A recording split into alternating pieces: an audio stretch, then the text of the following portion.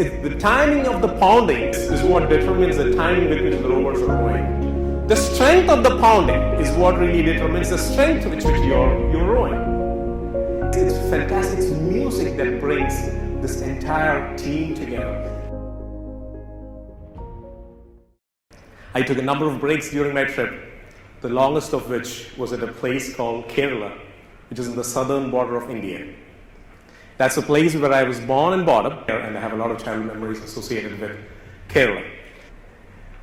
There was an event that I always used to look forward as a child, every year. That event is called the Nehru Trophy Boat Race. Some of you have heard about it because it's an event that attracts a lot of tourists. As you can see, it's a very colorful event. Brings in a lot of energy, passion. A lot of people from all over the state come to celebrate this event. It's an event where a number of villages compete with each other for this trophy. Well, I had an opportunity to learn about this because my friend's dad was the chief carpenter of some of these boats. So I got an opportunity to spend time with him. I used to go to his house. And I was so curious, so passionate about how these long boats are getting built.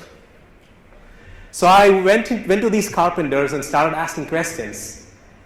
And they ignored me because I was this naggy, crazy middle schooler who nobody wants to pay attention to. So they avoided me, but my friend's dad understood my curiosity. And he started spending time with him. He started explaining to me how these boats are built, how a winning boat is really built. He started explaining to me. So I'm going to talk to you about what I learned from those conversations. Okay, I need to take a pause for a minute. This is a data conference. The subject said something about music, and I'm talking about boats. You may be wondering what the heck is going on. So stay with me for a few minutes. I'll connect all the dots, okay? So number one, these boats are really long. The length of the boat is directly proportional to the number of rowers it can take. So the length of the boat matters. So when he was explaining to me about that, I told him, well, then it's very easy to build a winning boat. Build the longest boat possible. So, you can take the maximum number of rowers and you win the competition. He said, no, it doesn't work like that. The law of physics and law of mathematics and law of optimization sort of plays into it at some point of time. The longer the boat is, you need to carry that much more weight. The more number of rowers you're taking, you need to carry that much of weight and the drag and all of that.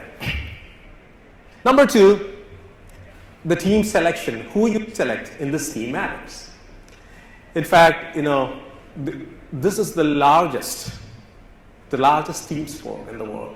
There's no other team sport where any single team has got 100 plus team members on the one side. It's not about selecting this 10 people who are the most strongest. It doesn't work because you need to orchestrate or synchronize everybody. If 3 of them are rowing really fast and others are not able to keep up with it, it's not going to help you. If you're a rower on the right side of the boat, and if you're rowing with little more thrust than the rowers on the left side of the boat, you know what happens, right? The boat will start to turn. And that's why you have this helmsman all the way behind. You see those helmsmen with those plans to do the course correction. But in the first place, it's a team leader's nightmare to have the boat turn because of this imbalance. So the positioning matters. That's why good team leaders put their stronger people on the left-hand side. You know why? Most people, you're right-handed. Stronger people on the left-hand side row with their left hand compensates for the less stronger people on the right-hand side. But what is most important? What really, really determines the winning team is orchestration. How we orchestrate these hundreds of rowers together to the finishing point without changing direction. That's what the single most thing that matters. You could see there are people with horns. Can you see them? There are also people with pounders. The timing of the pounding is what determines the timing with which the rowers are rowing. The strength of the pounding is what really determines the strength with which you're rowing. It's fantastic. It's music that brings this entire team together. In fact, if you go to YouTube or to Google and search for Kerala boat song, you would see several songs which almost all of them sound similar. There's a whole genre of music that was created in Kerala music just around boat songs. Let me put it all together. There is a plan, there are a group of executors, and there's an orchestrator. In fact, the largest cannoli team that is on the Guinness Book of Records, they have 143 team members on a single board, 118 rowers, 5 helmsmen, 2 rhythm men, and 18 singers. Again, think about it. You have to carry the weight of all the singers, but they take them as overhead because that is what it requires to win